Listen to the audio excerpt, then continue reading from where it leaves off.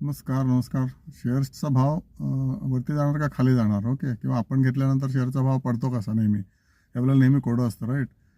आणि 90% लोकांना असं वाटतंच की आपण घेतल्यानंतर शेअरचा भाव पडतो.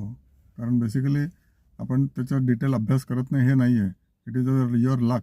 ओके. कारण हर्ड मेंटॅलिटी बाजारामध्ये खूप प्रभावी प्रमाणे कार्य करते.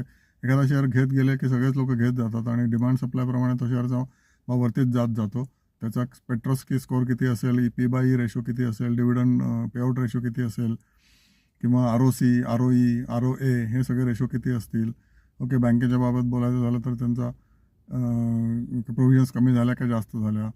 ओके. नंतर इंडिव्हिज्युअल शेअर्सच्या बाबतीत बघायचं झालं तर त्यांना मार्जिन पर्सेंटेज वाढलं का कमी झालं, net profit quarter and quarter वाढले का कमी झाले, किंवा सेल्स वाढले का कमी झाले. ओके. हे सगळे रेशोज आहेत. ओके.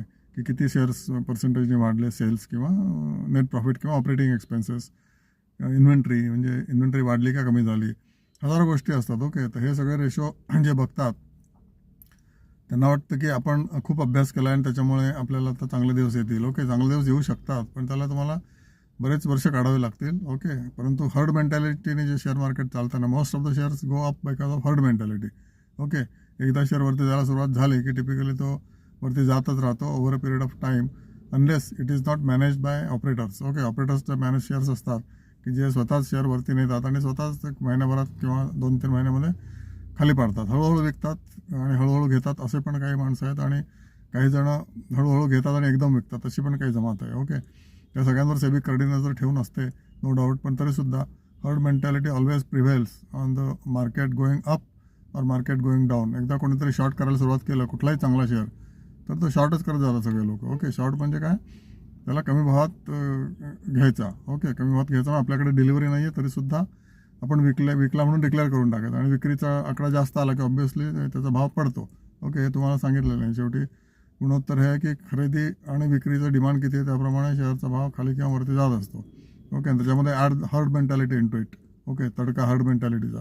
मग इमॅजिन की एखादा शेअर 100% पण वरती जाऊ शकतो 2 महिन्यामध्ये, किंवा एखादा शेअर 100% पण खाली येऊ शकतो विदिन 2-3 मंथ्स. ओके. याला काही कारण नसतं. ओन्ली ड्रायव्हर्स किंवा ऑपरेटर जे म्हणतो ते ह्याच्यामध्ये खेळत असतात, किंवा काही वेळेला तर स्वतःचं कंपन्यांचा पण ऑपरेटर असतो की ओके माझा शेअर तू वाढवून दे. असे पण बरेचसे एक्झाम्पल्स आपल्याला पासमध्ये बघायला मिळतील. ओके. तर या सगळ्यांपासून तुम्ही सावध राहायला पाहिजे. आणि शेवटी luck plays the final part. Okay. तुम्ही किती लकी आहात फायनान्समध्ये, that also plays good amount of part. मी आधी 10-15% असं म्हणायचो, पण टिपिकली ह्याच्यामध्ये 20-25% सुद्धा लकचा भाग असू शकतो. ओके. Thank you so much.